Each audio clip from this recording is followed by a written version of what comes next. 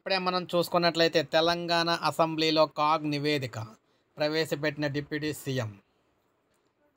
ఉప ముఖ్యమంత్రి బట్టి విక్రమార్క శాసనసభలో కాగ్ నివేదికను ప్రవేశపెట్టారు. 2023-24 ఆర్థిక ఏడాది ఫైనాన్షియల్ అకౌంట్స్ అప్రోషియేషన్ అకౌంట్స్పై కాగ్ నివేదిక అయితే సమర్పించిందనమాట. ఇందులో భాగంగా మనకి బడ్జెట్ అంచనాలు 2,77,690 కోట్లు, చేసిన వ్యయం 2,19,307 కోట్లుగా పేర్కొన్నారు. బడ్జెట్ అంచనాల్లో 79% స్వయం అయితే అయిందని, జిఎస్డిపిలో వ్యయం అంచనా 15%గా పేర్కొన్నారు. ఆమోదం పొందిన బడ్జెట్ కంటే అదనంగా అంచనాల్లో 33% ఖర్చు అయింది. అదనంగా 1,11,477 కోట్లు ప్రభుత్వం ఖర్చు చేసింది. ఇక కాగ్ నివేదిక ప్రకారం ఇలా ఉన్నాయన్నమాట. Ways and means accounts advance ద్వారా 10,156 కోట్లు తీసుకున్న ప్రభుత్వం 35,425 కోట్లు ఓవర్ డ్రాఫ్ట్ను 45 రోజుల పాటు అయితే వాడుకుంది.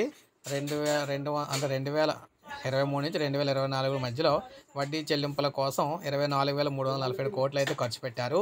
వేతనాలకు, ముఖ్యంగా మన ప్రభుత్వ ఉద్యోగుల వేతనాలకు సంబంధించి చూసుకున్నట్లయితే ఉద్యోగులకు, పెన్షనర్లకు సంబంధించి 26,981 కోట్లు అయితే ఖర్చు చేశారంట.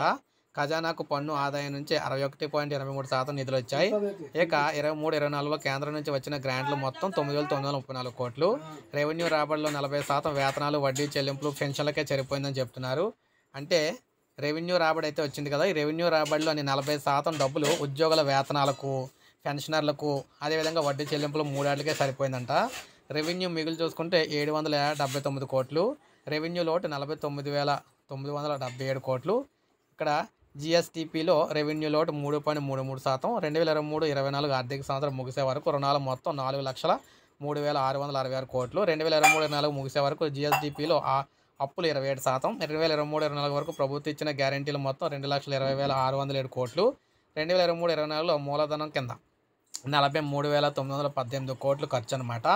స్థానిక సంస్థలు, ఇతర సంస్థలకు ప్రభుత్వం ఇచ్చిన నిధులేమో 76,773 కోట్లు. అదేవిధంగా స్థానిక సంస్థలు, ఇతర సంస్థలకు ప్రభుత్వం ఇచ్చిన నిధుల్లో 11% పెరుగుదల అయితే ఉంది. సో ఈ విధంగా మొత్తంగా ఉద్యోగులకు సంబంధించి కావచ్చు, పెన్షన్లకు సంబంధించి కావచ్చు, అదేవిధంగా ఆర్థికంగా ఖర్చు చేసింది కావచ్చు, రాష్ట్ర ప్రభుత్వం అప్పు చేసింది కావచ్చు, ఖర్చు పెట్టింది కావచ్చు, మొత్తం అంతా కూడా కాగ్ అయితే రిపోర్ట్ అయితే విడుదల చేసింది. సో ఇది మనకు అప్డేట్. ఒక లైక్ చేయండి, సబ్స్క్రైబ్ చేసుకోండి, మన ఛానల్ సబ్స్క్రైబ్ చేసుకోండి.